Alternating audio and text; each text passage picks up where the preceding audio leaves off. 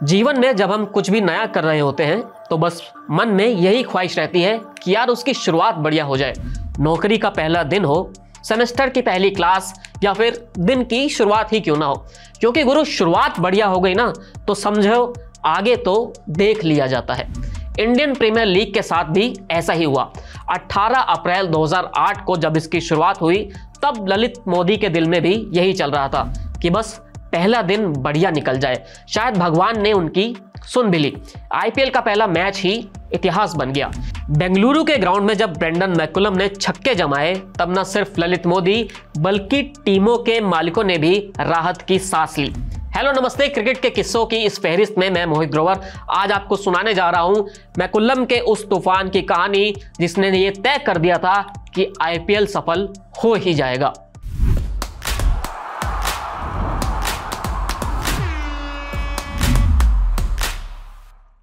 Cricket को जुनून की तरह जीने वाले देश हिंदुस्तान में जब ललित मोदी आईपीएल वाला फॉर्मूला लाए तो सुनने में तो सब बढ़िया लग रहा था, लेकिन आम लोगों के लिए अभी इसे हजम कर पाना मुश्किल हो रहा था, क्योंकि ऐसा कभी देखा नहीं था।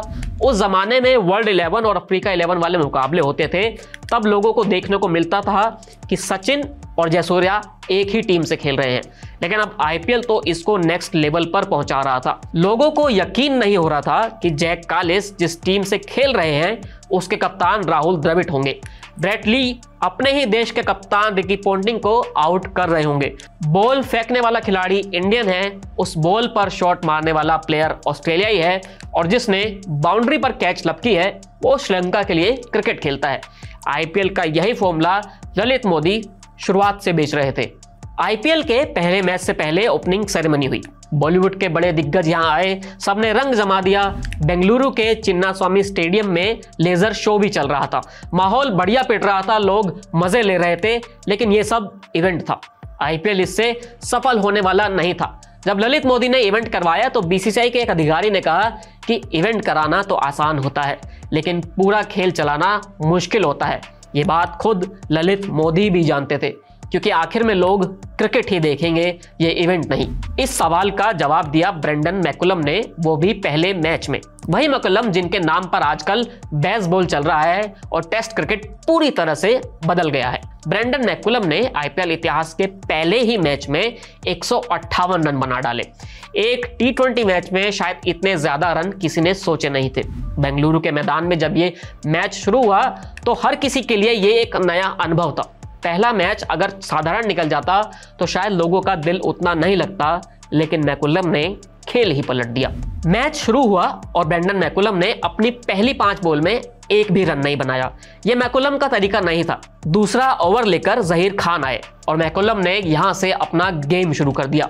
मैकुलम ने शुरुआत में ही बता दिया कि क्यों उन्हें इस लीग में रिकी पोंटिंग, शॉन पॉलक जैसे दिग्गजों से भी ज्यादा पैसा मिला है। मैकुलम ने उस मैच में सिर्फ 73 बॉलें खेली, रन बनाए 158, जिसमें 10 चौके और 13 छक्के शामिल थे। रिकॉर्ड के हिसाब से जाएंगे या यूं कहें कि आंकड़ों की बात करेंगे तो कहने को तो कह सकते हैं कि मैकुलम ने आईपीएल का पहला शतक जड़ा, पहले मैच में ही बड़ी पारी खेल दी। लेकिन ये पारी इससे कहीं ज्यादा आगे की है, क्योंकि पहले ही मैच में आए इस तूफान ने क्रिकेट को धर्म मानने वाले दर्शकों को बता दिया कि आईपीएल क्या कर सकता है और ये क्या हो सकता है। फैंस के साथ साथ टीम के मालिकों को भी मालूम पड़ गया कि उनका पैसा कहां लगा है और आगे की कमाई कैसी होगी।